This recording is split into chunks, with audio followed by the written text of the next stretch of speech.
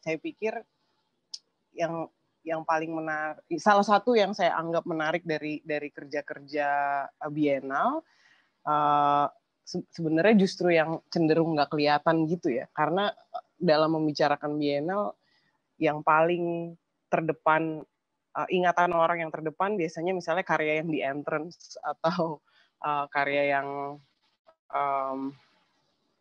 spektakuler gitu.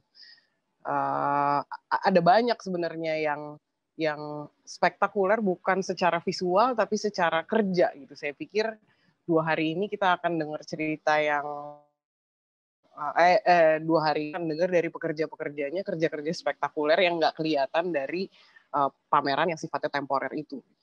Terus juga terutama untuk hari ini dari Mbak Melati dan Mbak Riksa, kita akan mendengar bagaimana sebenarnya kalau saya suka bilangnya itu kekaguman terhadap praktek artistik gitu ya, fascination gitu terhadap praktek artistik, atau kepercayaan terhadap seniman gitu dan kekaryaannya. Kalau dari Mbak Melati kita akan dengar penelusuran Mbak Melati dan kerangka kuratorial menghadirkan Hendrawan Rianto. Sementara dari Riksa kita akan dengar bahwa setelah presentasi lewat di dalam Jakarta Biennale ada kerja lanjutan gitu yang dilakukan. Jadi dia nggak berhenti pada event yang 1 atau 2 bulan itu. Sepanjang 2015 bersama Irma Cantili, Putra Hidayatullah, Beni Wicaksono, Anwar Jimpe Rahman, dan Charles FC, yang kalian lihat gambarnya di sini, kami melakukan riset seniman, karya, dan pendekatan yang sekiranya bisa kami presentasikan untuk menjadi bagian dari kurasi kami. Dari situlah saya mengenal Surya Wirawan. Sulit untuk membicarakan Surya Wirawan tanpa taring padi, yang lekat dengannya sebutan seni radikal, wacana, dan praktik politik yang mengepungnya. Saya ingin menunjukkan bagaimana menggambar didudukan sebagai bentuk kognitif dari menyampaikan perspektif dalam memahami dunia yang dari bawah sana. Dari yang pandangan si pejalan kaki yang berpikir, yang tanda kutip menggambar, dan pastinya juga memiliki subjektivitas cara melihat ya. Surya yang saya lihat atau yang saya tahu, dia menggambar memori, temporalitas, spasial, dan narasi dengan bentuk tulisan yang terdiri dari celoteh, statement, pantun, atau dialog. Membaca karya Surya Wirawan mengharuskan saya menggunakan kapasitas yang terbentang dalam kajian ilmu sosial untuk memahami kehidupan sehari-hari menelaah karyanya. Memahami kehidupan sehari-hari. Menelaah karyanya adalah tuturan yang seperti dirasakan oleh kebanyakan orang. Saya yang kelas menengah ini bertanya, apakah saya harus bersyukur untuk tidak perlu repot harus turun ke jalan itu sendiri? Karena toh sudah mendapatkan perspektif yang diwakilkan oleh seniman dengan gambarnya. Seniman juga bisa loh hanya sesekali menyempatkan datang ke lokasi untuk menyalurkan gambar-gambar ini ke atas gedung tadi. Atau sebagaimana segelintir akademisi yang senang berkeliaran di sekitar kota sambil melihat orang-orang tapi mengambil jarak dengan mereka. Pada Jakarta Biennale 2015 Maju Kena Mundur Kena, Surya Wirawan menampilkan serinya dengan judul Daily Lives yang menghadirkan narasi kehidupan yang intim. Dengan tema Biennale yang mengambil 3 isu utama, air, sejarah hari ini, dan gender, kami tertarik dengan karyanya yang menampilkan sketsa kehidupan warga yang digambar oleh Surya. Karya satunya lagi berjudul Banyak Air, Banyak Bayar, bertuliskan, air dikuasai oleh modal nasional demi keuntungannya yang sebesar-besarnya. Di karya Seni Cilaka yang dia tampilkan juga di Jakarta Biennale 2015, dia dengan ketekunannya masih menampilkan sesuatu yang tanda kutip kecil dengan satir. Apakah ini kisah nyata atau hanya dengar-dengar? Ketika saya mencoba mengkonfirmasikan hal ini, Mas Yoyo hanya tersenyum. Bercermin dari karyanya Surya, kota dengan penduduk terpadat dan paling berkuasa ini selalu dirundung awan gelap dengan korupsi kronis yang tak pernah sembuh. Dan tentu saja, para pesakitan malah bertambah banyak setiap harinya. Rakyat tentu saja yang paling terguncang dan dirugikan.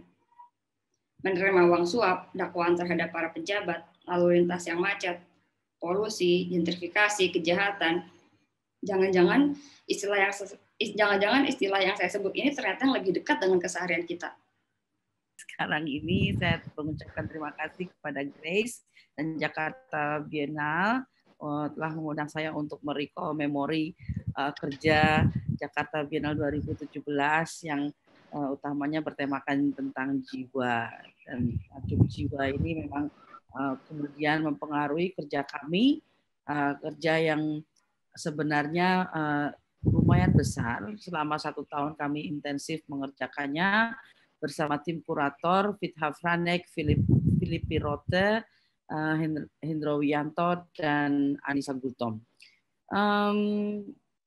Memang kita merasa ada semacam urgensi untuk melihat kembali sejarah seni rupa di Indonesia yang sebenarnya karena periode utamanya pada zaman awal Orde Baru dan selama rejim Orde Baru itu banyak ditanggalkan.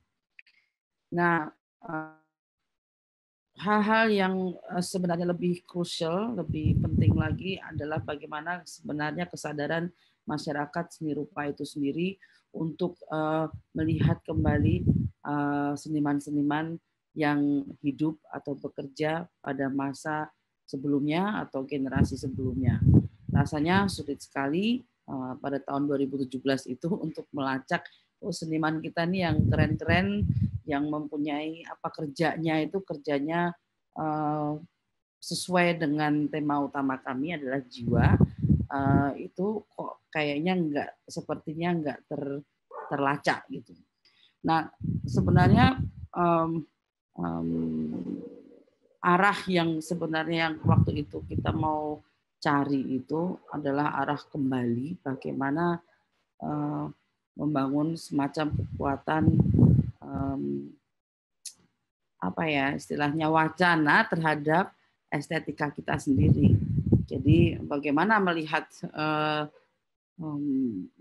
karya seperti karya Hendrawan Rianto misalnya gitu, dengan kenapa harus melihat dengan teori dekonstruksi Derrida atau yang lainnya gitu. Kenapa tidak melihat dengan cara praktek ini memang berhubungan dengan spiritualisme Jawa.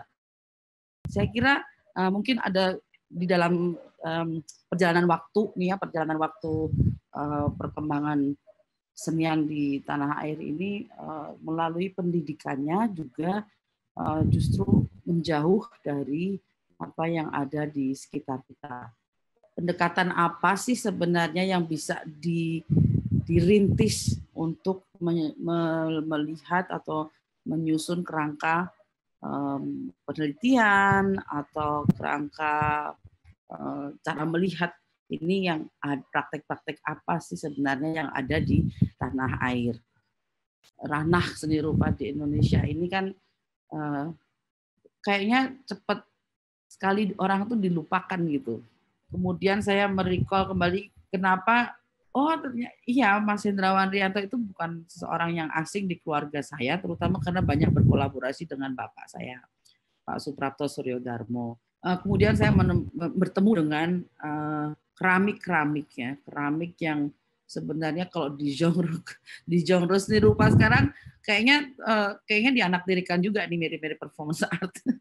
Keramik itu seperti terlalu banyak didekatkan dengan kriya, dengan kerajinan tangan, dengan seni gerabah atau apa gitu ya. Yang seolah-olah itu secara material itu ya terkalahkanlah dengan resin misalnya seperti itu. Padahal ya resin kalau mau lebih ekologis ya pasti kita juga mikir lagi nih apakah karya resin itu lebih mutakhir daripada keramik gitu kan. Artinya tanpa ragu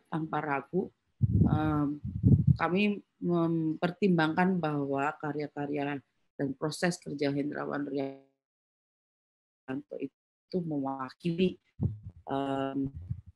jiwa yang sebenarnya kita cari melalui Jakarta Biennale ini. Misalnya ini catatan yang menarik itu catatan-catatan yang ada yang tersimpan sebenarnya dengan rapi yang disimpan oleh Ibu Rini istri dari almarhum di arsip-arsip beliau gitu. Cuma sayangnya memang dokumentasi foto dan video itu agak sulit dilacak. Dan yang membuktikan adalah beberapa artefak ini yang masih tersimpan di Lembang. Dan untuk keperluan ini kami menemukan lagi asisten Mas Hendrawan Rianto yang pada waktu itu bekerja untuk cukup lama. Jadi dia sebenarnya kunci penting yang bisa merestorasi dan merekonstruksikan seperti asalnya. Saya bacain pertanyaannya ya Mbak Melati buat keduanya, apakah memang ada perbedaan cara seniman mengikuti Kak Riksa dan apa yang disebut stage politik perhatian sehingga memang bakal selalu ada gap pencerapan publik dan seniman. Iya. Wah, ini trailer dikit buat diskusi besok. Kita mau ngomongin publik besok. Kalau gap itu justru makin ada gap makin menarik menurut aku karena orang tanya gitu. Kalau semua bentuk seni harus dipahami per se gitu ya udah nih merah oke, merah sebagai merah, biru sebagai biru, kotak sebagai kotak gitu ya terlalu seperti seorang ilmuwan yang terus membahas hal yang sama gitu. Dan salah satu saklek dan tugas dari seni itu kan justru dia mempunyai jiwa yang fluid gitu, jiwa yang bisa mengalir memasuki celah-celah yang bahkan tidak kadang-kadang belum pernah dijamah gitu. Artinya penawaran baru walaupun sifatnya bermula dari subjektivitas, namun kadang-kadang juga memberikan sesuatu yang berbeda karena justru perbedaan cara pandang melihat kehidupan ini melalui praktek kesenian itu kan sebenarnya yang menarik gitu. Makanya kita terus bertahan hingga sekarang di dalam dunia seni kalau semuanya sudah ada jawabannya dan oke kayak matematika yang juga bosan juga gitu. Nah, di situ sebenarnya Mas Hendrawan itu menarik karena beliau justru menghadirkan pertanyaan yang seolah-olah kita asing gitu, padahal sumber dari proses pengkaryaannya itu sendiri itu dari kita. Dekat sekali dengan kita. Masih dekat dengan kehidupan praktek sehari-hari dalam konteks kebudayaan dan lingkungan sosial kita gitu. Makasih Mbak Melati. Riksa, aku punya pertanyaan. Kamu juga nanti menjawab pertanyaannya Mas Ape ya, yang tadi. Kenapa? Maksudnya rasa penasaran apa atau dorongan apa yang membuat kamu lanjut bekerja dengan Mas Yoyo setelah Biennale-nya? Terus sebenarnya kerja apa sih yang sedang kamu lakukan di balik cerita yang tadi kamu hadirkan? Itu jawabannya pasti akan sangat holistik ya. Kalau misalnya nanya kenapa tertarik, tertarik mungkin karena tadi saya juga lihat ada ngasih beberapa pertanyaan soal apakah kayak ini mungkin akan juga nyambung sama pertanyaannya Ape. Tapi kan ini sebenarnya pertanyaan tertutup. Apakah memang ada perbedaan cara seniman melihat? Jawabannya ada. Tapi kemudian itu makanya kenapa mungkin saya tertarik karena saya juga punya pertanyaan-pertanyaan ketika Suryawirawan dilabeli atau mungkin orang melihatnya sebagai seniman yang selalu menggambar keseharian sekelilingnya. Saya kemudian penasaran adalah yang tadi pertanyaan-pertanyaan tadi saya bacakan. Keseharian yang mana dan kesehariannya siapa sebenarnya yang sedang Mas Yoyo gambarkan gitu kan.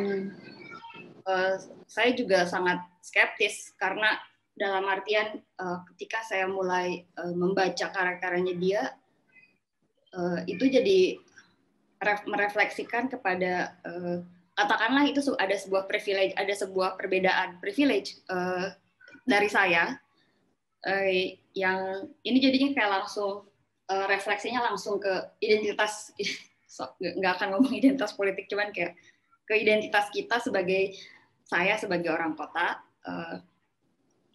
Misalnya ketika saya melihat tadi ada orang yang ngantri minyak, saya juga berpikir saya juga ngantri minyak, tapi saya ngantri minyaknya di mana gitu. Kemudian ketika itu menjadi sebuah karya, dan ini bakal nyambung sama pertanyaannya Ape, tentu saja ada perbedaan ketika seniman melihat dan ketika pengunjung yang melihat, atau enggak bahkan ketika institusi itu nge-framing karya itu sendiri. Karena kita punya berbagai kategorisasi di dalam diri kita sendiri. Bagaimana kita melabeli diri kita, bagaimana orang melabeli diri kita, dan di mana kita di undakan-undakan sosial hierarki yang ada di mana kita berada sekarang gitu kan. Terus apakah ada pencerapan, apakah bakal selalu ada gap pencerapan publik dan seniman? Tentu saja. Tapi saya akan memperpanjang ini, akan memproblematisasi ini lebih panjang ketika ada publik, ada seniman. Saya sebagai pekerja seni, kita juga selalu menggaungkan kata-kata program publik program, atau enggak engagement buat publiknya, atau enggak engagement buat audiensnya gitu. Di situ pengalaman seniman atau pengalaman orang yang melihat nggak pernah equal. Saya setuju sih kalau jarak itu bikin hal-hal jadi lebih menarik ya. Bikin ruang untuk bertanya atau ruang untuk berproses jadi lebih besar gitu dengan adanya jarak. Tapi apakah itu yang Mbak Melati maksud? Public education juga tentang wacana bagaimana melihat itu. Maka tugas Jakarta tugas Biennale itu menawarkan itu. Kalau enggak, yang menawarkan itu dari market doang gitu. Jadi mesti ada ini ruang wacana yang lebih banyak, ruang-ruang pamer yang mengutamakan public education dalam soal wacana nih. Cara melihat. Nah, cara melihat pun bisa dikembangkan oleh publik itu sendiri dengan aktif, dengan caranya masing-masing gitu. Terutama kita sendiri kan juga berjarak dengan misalnya prakteknya Mas Hendrawan Rianto tuh ya kok keramik banget gitu loh. Maksudnya kayak Jason Lim waktu itu juga menggunakan keramik dan melakukan performance durasi panjang itu selama 1 minggu dan menciptakan karyanya di ruang pamer di Jakarta gitu. Itu menurut aku juga proses sebagai karya. Itu juga mungkin di sini agak opot lagi gitu loh. Mungkin dilihatnya sebagai performance aja, tapi juga enggak gitu, karena dia juga ada hasil akhirnya. Menurut aku sebenarnya tugas kita menawarkan perbedaan itu, justru menawarkan juga kayak konsep jarak ini nih lebih visible, lebih bisa lebih bisa disadari gitu loh bahwa jarak ini ada gitu. Kalau buat aku gini sih sebenarnya, kayak membutuhkan sensasi atau pemikiran atau katakan proses cerebral gitu ya. Karena kadang-kadang mungkin juga kadang-kadang memang itu butuh waktu gitu. Maksudnya dalam artian kadang-kadang aku juga ada misalkan temanku pemerhati seni ya, dia memang nggak suka diskusiin tapi dia seneng aja. Maksudnya dia seneng karya, maksudnya buat dia mungkin emang suka dengan prosesnya menginternalisasi sendiri saja, tapi memang belum tentu dia bisa mendiskusikan. Ini pertanyaan penting ya sebenarnya akhirnya, karena kita sesuai dengan topiknya, temanya itu bahwa kepercayaan terhadap praktek artistik ini gitu ya, dan akhirnya kepercayaan terhadap publik gitu yang menikmatinya. Dan ya apakah memang harus diharap bagaimana kita harus atau pertanyaannya bagaimana seniman sebenarnya mengharapkan reaksi atau apresiasi publik itu seperti apa? Sebenarnya benar gitu. Kalau misalnya kita lihatnya berbeda-beda ini dari konteks senimannya yang berkarya, ini dari kuratornya yang menggiring karya ke ranah kemudian ke publik. Nih publiknya nih receptionnya gimana, public receptionnya itu. Jadi ada hal-hal yang mungkin yang kita sebut sebagai strategi. Strategi itu kan sebenarnya penting banget itu. Makanya setiap kurator itu kalau kuratorial itu harus mempunyai strategi. Strategi itu sering dikonotasikan negatif di sini, tapi justru enggak. Strategi itu penting banget karena misalnya ada 50 seniman yang ditampilkan ini kira-kira yang dipahami untuk publik yang seperti apa, lebih mudah. Oh ini kategorinya kalau pilihan aku semua nanti waduh, ini pasti mungkin berat-berat dan dark semua gitu ya, atau apa yang sesuai selera subjektif. Nah, makanya kurator ketika dia berani mengurangi ego subjektivitasnya dan juga lebih melihat ini kebutuhan pengetahuan ini dilakukan dengan cara yang seperti apa, itu pasti pemilih karya yang pas gitu kan ya. Di acknowledge disadari gitu, disadari jaraknya dan di embrace, karena mengenai satu karya sama 10 orang kita bisa membicarakan 10 versi gitu kan ya, sebenarnya. Betul. Apalagi kalau kita ngomong praktek artistik kan, maksudnya berangkat dari membicarakan satu seniman aja, misalnya Mbak Riksa dan Mbak Melati kali ini, cara yang ditempuh beda banget. Kalau ya kan kita akan bekerja bersama puluhan seniman, artinya kita akan punya puluhan cerita. Terus kalau dalam konteksnya pekerjaan sebesar Jakarta Biennale, apakah percakapan tentang publik itu pernah terjadi gitu? Ada nggak sih upaya mendefinisikan siapa publiknya di karena pasti ada kan yang judulnya program publik itu. Kalau balik ke 2015, saya ingat itu sama kan ya sama pamerannya Jiwa itu kan di Gudang Sarinah, dan waktu itu aku pikir kenapa itu bisa jadi festif karena mungkin ada kerja-kerja yang lagi tidak terlihat, ada kerja-kerja program publik sama sosial media. Waktu itu yang ngerjain Shira sama, saya lupa satu lagi namanya, tapi sekarang dia lagi juga sosial medianya. Lagi ngerjain sosial medianya juga di Museum Macan sekarang. Itu juga ada, kita juga sempat berdiskusi soal bagaimana cara kita menyapa publik, kayak misalnya apakah halo selamat pagi, ataukah good morning people, ataukah apa gitu. Tentu saja pengen bagaimana ya cara kita meraih publik. Terus juga pasti akan ditanya lagi kan, kita akan selalu, pertanyaan itu akan selalu berulang-ulang, kayak pertanyaan lo soal siapa itu publik kayak gitu-gitu, itu juga pasti akan berbeda-beda gitu.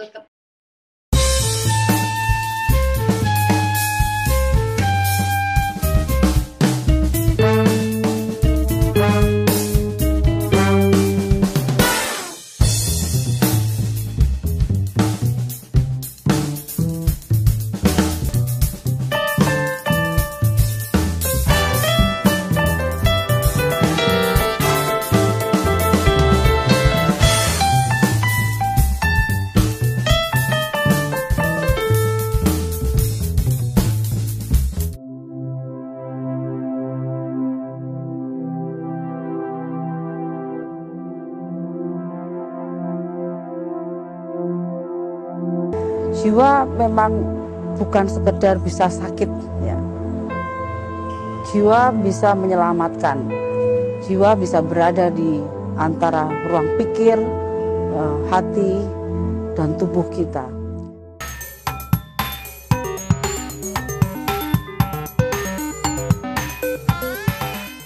Seri webinar yang kali ini sebenarnya memang pengen banget ngomongin hal-hal yang di luar yang segera akan diingat orang ketika membicarakan sebuah perhelatan bienal gitu. Biasanya kan karya yang paling gede atau karya yang paling spektakuler atau karya yang ada di entrance gitu yang langsung diingat sama orang.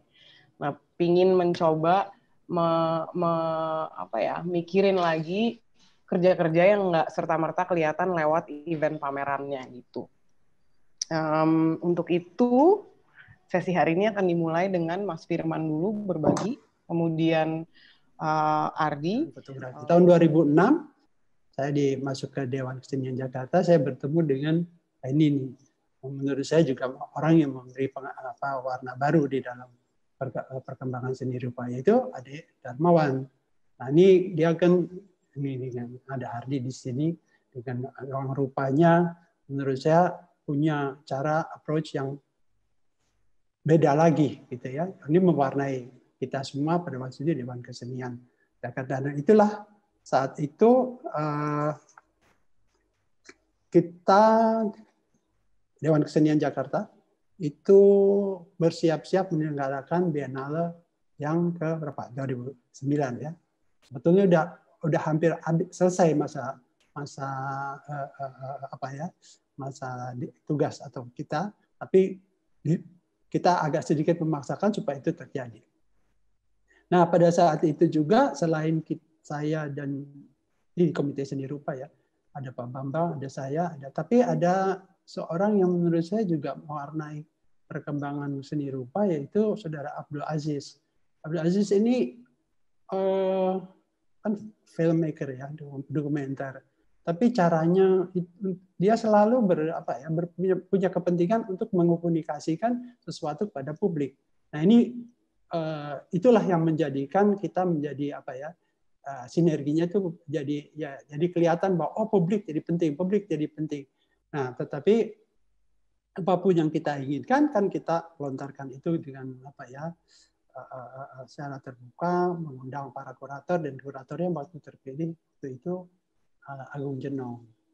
Nah, jadilah perdebatan, pertukaran pikiran dan lain-lain sebagainya sampai kepada tadi yang disebut arena tadi ya. Tadi nanti Mas Ardi bisa cerita banyak tentang tahapan-tahapan yang ada. Tapi intinya sebetulnya kita berusaha untuk melakukan pendekatan yang baru, tanda kutip barunya ya, yaitu bagaimana memasyarakatkan seni atau paling nggak meningkatkan apresiasi masyarakat pada seni yang sebenarnya tadi meluas, karena kalau seni lukis saja pada saat itu sudah cukup baik, sudah punya kolektor dan lain sebagainya, tetapi masyarakat luas yang menikmati, yang harus membutuhkan ini sebagai sebagai ruang untuk berpikir, ruang untuk bukan ruang tapi suasana yang baru dari kejenuhan mereka dalam kerja dan lain-lain dari masyarakat yang sedang bergerak. Itu tadi ada oase tempat mereka menikmati seni dan berkontemplasi. Dan ini sebenarnya lah yang ingin kita hadirkan. Oleh karena itu kita memilih beberapa tempat yang sering didatangi oleh publik.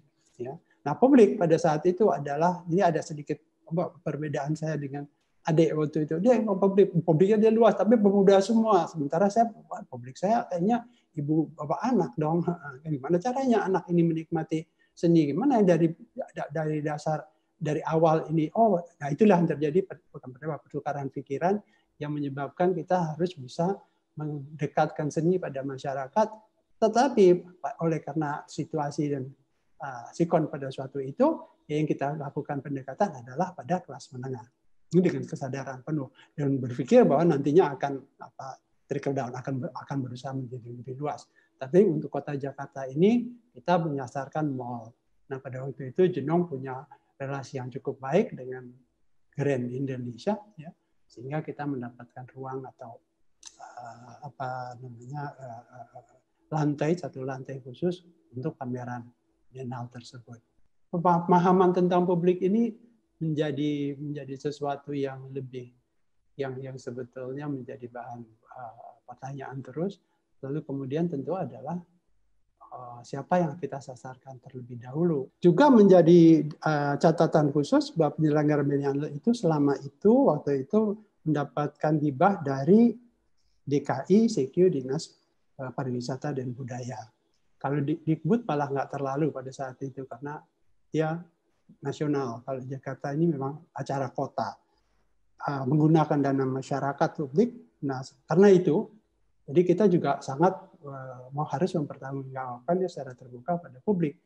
Untuk apa ini? Inilah salah satu sebabnya kita sampai mendapatkan dukungan ya seperti baliho, penyeberangan jalan, running text, adik di situ aktif sekali menurut saya dengan gagasan-gagasan yang melibatkan yang menggunakan fasilitas-fasilitas yang ada di dalam kota dan itu mendapatkan dukungan penuh sehingga kita tuh walaupun ada pameran yang ada di ruang tapi sebenarnya nanti Ardi bisa bercerita lebih banyak sekali kejadian-kejadian yang ada di tempat publik agar publik itu bisa merasakan kehadiran Biennale. Nah, pada saat itu gubernur maupun kepala dinas Ari Budiman, gubernurnya waktu itu Fauzi Bowo, itu memahami kita. Jadi dia tidak terlalu ketika kita mau buat mural, kita mau buat apa, segala macam itu nggak ada halangan. Yang halangannya mungkin teknis ya, tetapi kalau dukungan itu dukungan penuh.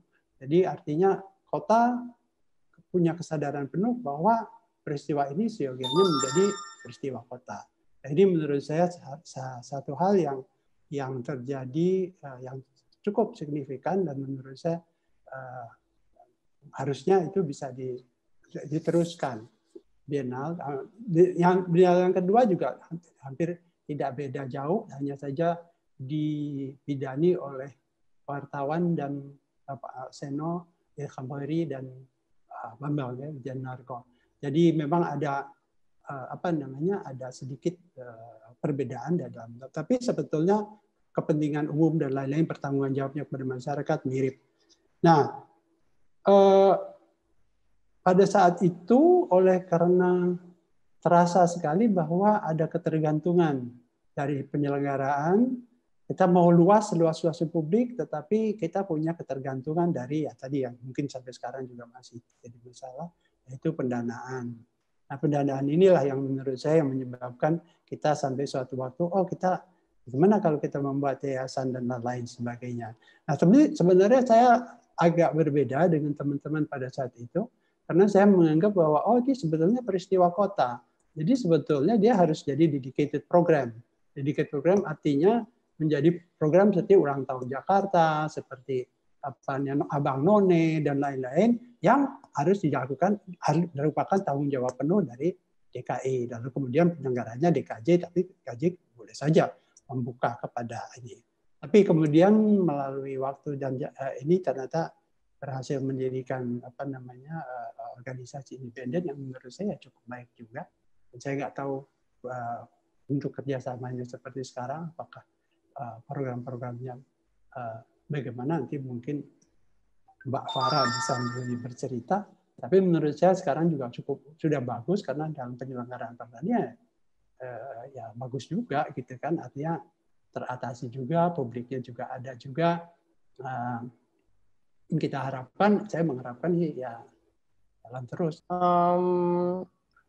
Bagaimana caranya menentukan siapa yang mengurus Jakarta Biennale? Soalnya tadi terutama yang 2011 kan akhirnya tanggung jawab artistiknya diserahkan kepada tim wartawan gitu ya. Sebenarnya agak penasaran aja sih gimana sih caranya di how do we pick the team?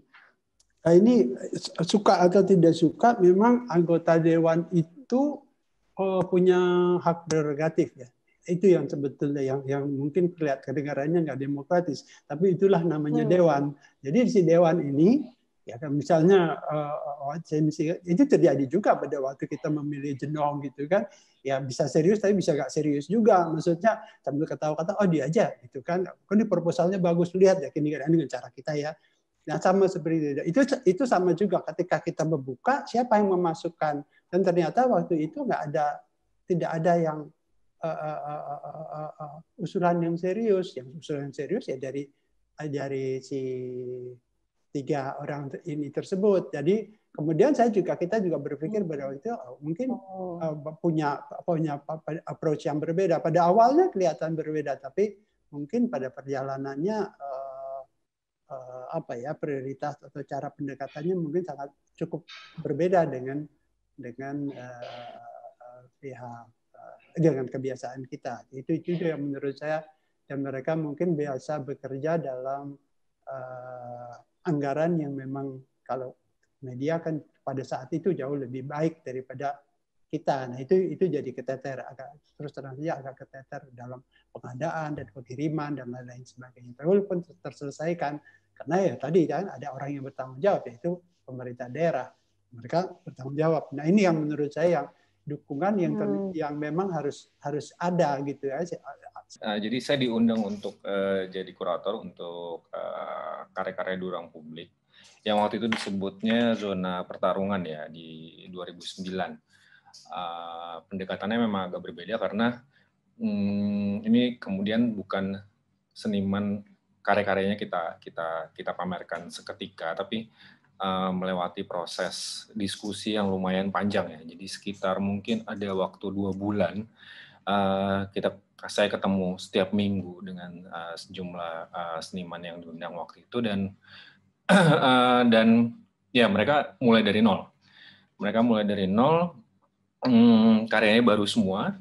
Jadi karyanya semuanya kita danain, tentu saja tidak banyak ya, terbatas sehingga idenya pun harus sesuai dengan budget ya. Dan dari sana akhirnya muncul dari diskusi mungkin setelah 1 bulan setiap akhirnya dapat titik temu. Tapi menarik sebenarnya yang tadi Mas Firman bicarakan soal kelas menengah ya, karena waktu itu kan situasinya Jakarta memang ya jauh berbeda ya dari sekarang dan misalnya bukan berarti tidak ada karya-karya seni rupa publik sebelumnya, tapi memang tidak banyak gitu ya, tidak banyak, dan dalam skala bienal waktu itu yang diharapkan kan memang masif ya, jadi terlihat ya. Zona pemahaman sendiri kan masuk ke ruang-ruang publik yang lain gitu ya. Sementara mungkin kalau bisa dibilang si zona pertarungan ini masuknya ke ruang yang lebih jalanan lah. Mungkin katakanlah tidak bisa sepenuhnya dibilang kelas menengah juga gitu. Dan sangat acak gitu ya. Tapi yang menarik sebenarnya adalah kami sadar waktu itu ada perspektif yang harus berbeda ya, maksudnya dan ini juga waktu itu sempat dibicarakan cukup serius ya dengan Ade Darmawan waktu itu yang mengundang saya dan kami bicara dulu apa yang sebenarnya kita inginkan dari kita membayangkan seniman-seniman ini akan membuat karya-karya seperti apa. Setidaknya mungkin ada beberapa hal yang bisa ditekankan ya, misalnya dan itu perspektif yang saya pikir masih relevan sampai sekarang, yaitu adalah menyadari posisi seni rupa kontemporer ya, dalam pengertian menyadari posisi seni rupa kontemporer dan keterbatasan medium itu sendiri kalau menurut saya. Maksudnya posisinya kita perlu mawas diri lah bahwa seni rupa kontemporer itu tidak hadir setiap hari untuk masyarakat luas gitu.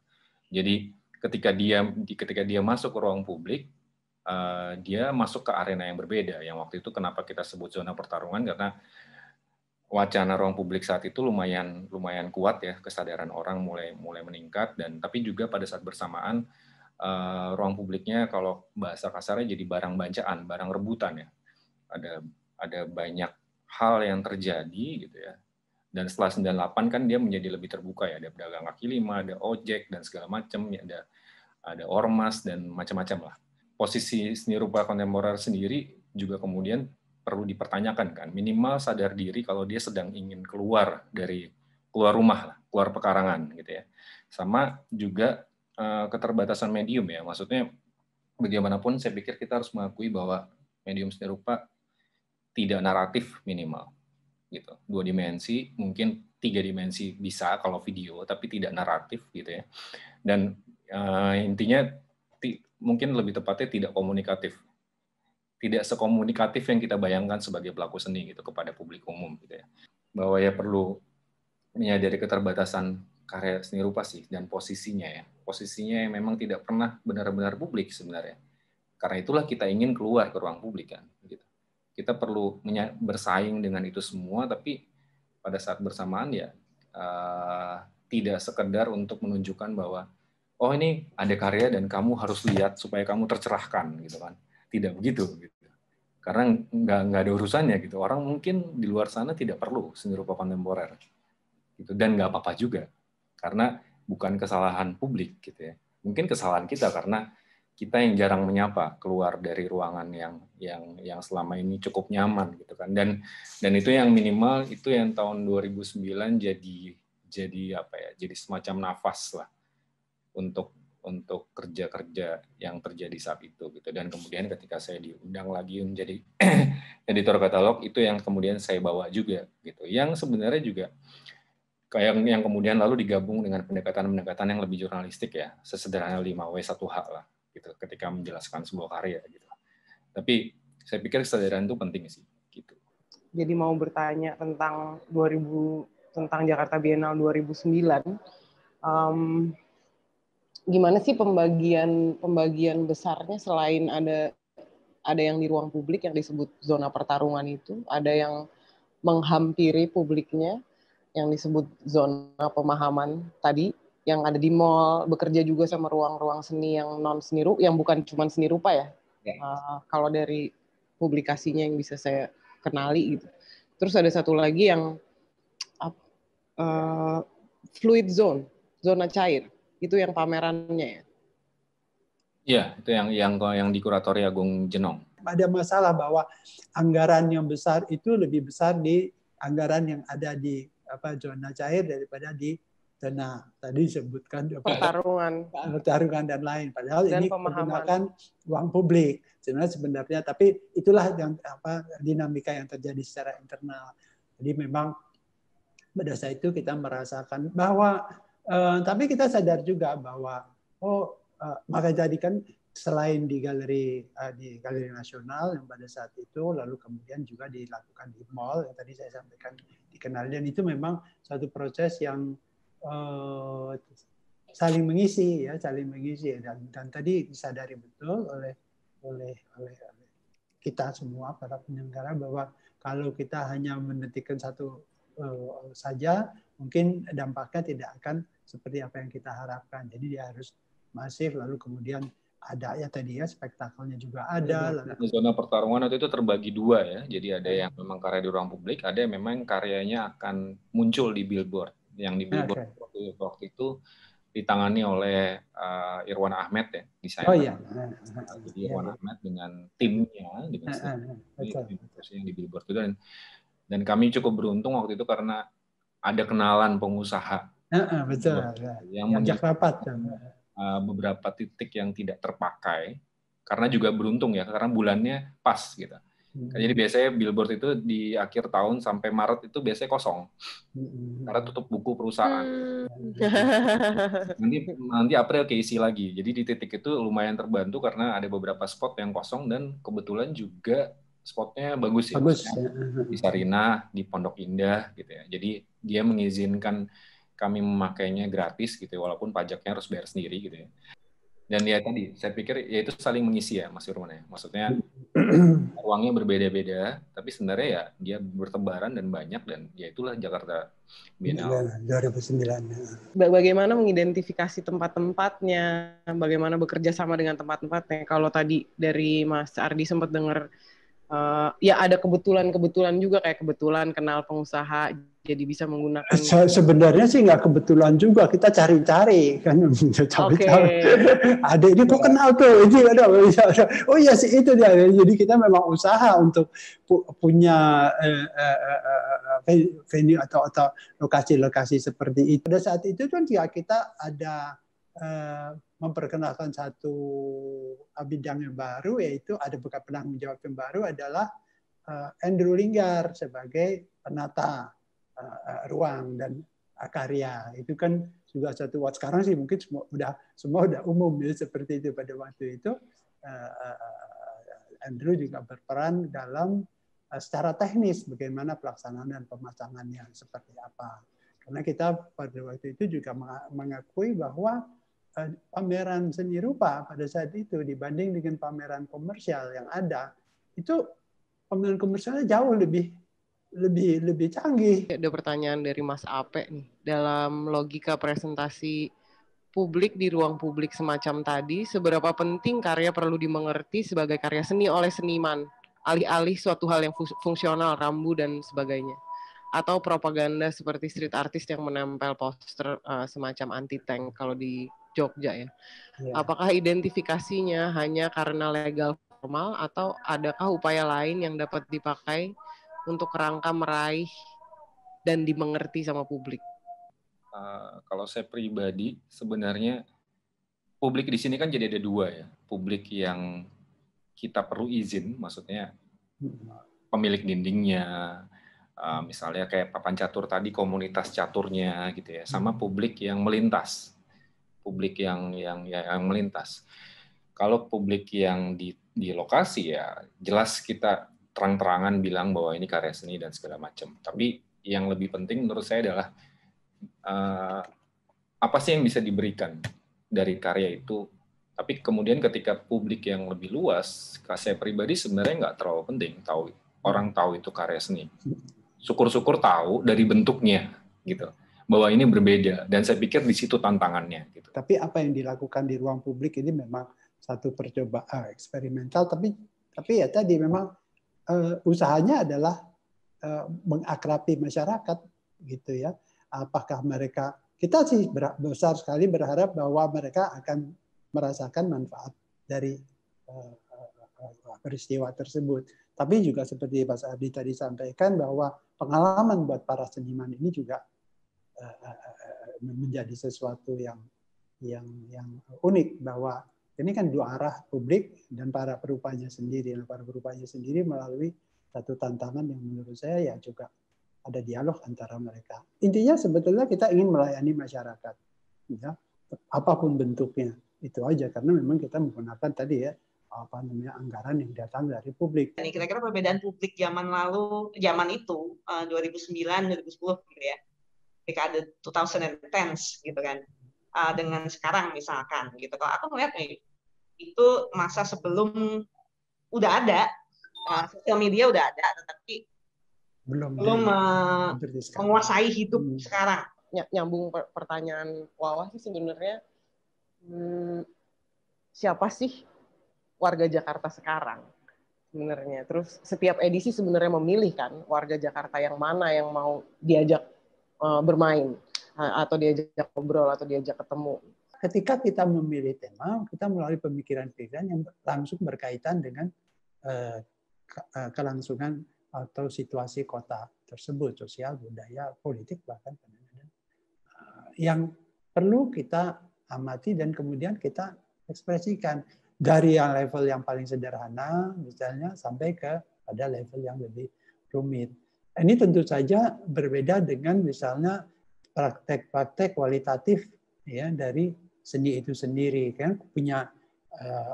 Nah ini di sinilah sebetulnya kalau tadi dewan kuratornya tadi atau dewan penyelenggara tadi memilih tema yang lalu mempercayakan kepada para kurator yang dianggap mewakili atau mampu menerjemahkan keresahan-keresahan yang ada dirasakan oleh penyelenggara. Nah, karena itu tadi menurut saya penyelenggara itu jadi penting. Untuk siapa sih ini diselenggarakan? Untuk publik yang mana? Lalu kemudian apa keresahan apa yang dirasakan oleh masyarakat? Lalu kemudian dilemparkan kepada para kurator. Misalnya kenapa namanya Arena waktu itu kan karena berbeda dari sekarang ya, yang saya minimal saya amati sendiri gitu, bahwa pada saat itu kesadaran publik secara umum tentang haknya sebagai warga gitu ya, bahwa ini ruang publik saya gitu ya, itu bisa dibilang sangat minim gitu. Saya walaupun dalam beberapa hal, terutama dalam penggusuran, saya tidak setuju dengan Ahok ya, tapi kehadiran Ahok waktu itu, setelahnya kehadiran Ahok sebagai gubernur waktu itu memunculkan itu, gitu, memunculkan bahwa ini ruang publik, bahwa pemerintah itu yang melayani rakyatnya, gitu ya, bahwa kita punya hak tertentu, gitu ya. Walaupun kemudian dia menghancurkannya sendiri dengan menggusur Ciliwung. Tapi maksudnya sebelum itu ruang publik itu buat saya lebih kayak ya ini tempat berbagai macam orang mengambil keuntungan dari situ. Gitu. Jadi ketika disebut arena, saya pikir waktu itu pendekatannya lebih kita sadar bahwa kita sedang masuk ke dalam arena. Karena semua orang dengan segala kepentingannya muncul, orang yang termasuk kita sendiri tidak sadar bahwa ruang publik itu milik bersama, gitu ya. Jadi bukan untuk menaklukkan ruang publik, tapi seperti muncul di tengah orang-orang yang saling berantem gitu loh. Nah, dalam konteks yang karya-karya ruang publik, kemudian disebut lagi sebagai zona pertarungan gitu ya. Kita bertarung di tengah-tengah itu untuk merebut perhatian publik juga, tapi juga untuk ya berusaha beradaptasi lah ya. Sejauh mana kemudian adaptasi itu dilakukan, Jakarta sangat besar tentu. Tidak ada satupun mungkin, saya nggak tahu kalau seniman-seniman yang ikut saat itu ya, tapi minimal penyelenggaranya tidak, saya pikir tidak ada sedikit pun bayangan kami bisa menaklukkannya. Gitu. Kami bisa, Jakarta terlalu luas gitu, sehingga kemudian Jakarta terlalu luas dibandingkan Jakarta Biennale sangat kecil. Gitu ya. Dimana cuma belasan lah yang ikut di ruang publik itu. Apa yang bisa dilakukan belasan orang terhadap Jakarta yang sekian juta itu, sekian belas juta itu. Ya pada akhirnya kemudian kami pilih pendekatan yang lebih praktis, gitu, yang lebih masuk akal dalam arti si senimannya sendiri juga adalah warga, gitu. Sehingga ketika misalnya menyasar tempat-tempat tertentu atau permasalahan tertentu, kami kembalikan lagi kepada seniman ya. Kamu sebagai seniman, begini, lepasin dulu peran seniman sebagai seniman, gitu. Tapi mereka sebagai warga kota. Nah baru setelah itu ditemukan, gitu ya, ide-ide itu muncul, baru kemudian berubah peran. Baru setelah itu secara ide matang kita sepakati bersama, baru mereka berubah peran menjadi seniman. Gitu. Oke, lalu apa yang bisa kita lakukan sebagai seniman? Gitu. Mau tanya ke Ardi, apakah ruang publik milik bersama itu masih sangat utopis? Karena dalam konteks ruang urban, Bandung atau Jakarta, ada kepemilikan ruang publik yang menguasai area tersebut, entah itu preman, ormas tertentu. Nah, bagaimana Arena berstrategi menghadapi kekuasaan tak terlihat itu? Kalau ruang publik milik bersama masih utopis, mungkin saya bisa bertanya balik ya. Apakah hak asasi manusia itu masih utopis atau enggak? Ketika dia menjadi utopis, apakah dia tidak perlu diperjuangkan? Gitu kan? Ya utopis atau enggak, kita coba gitu. Kita coba untuk memperjuangkannya karena dia harus menjadi milik bersama. Di situ kita lihat bahwa semangat untuk melukis itu adalah spirit, jiwa dari ketegangan, dari suatu rasa gelisah yang ada pada masa itu dicurahkan ke dalam lukisan. Lalu dengan bermacam-macam dalih, ada yang mengatakan demi memodernkan seni rupa Indonesia, ada yang bicara demi pembangunan, lalu segala macam itu.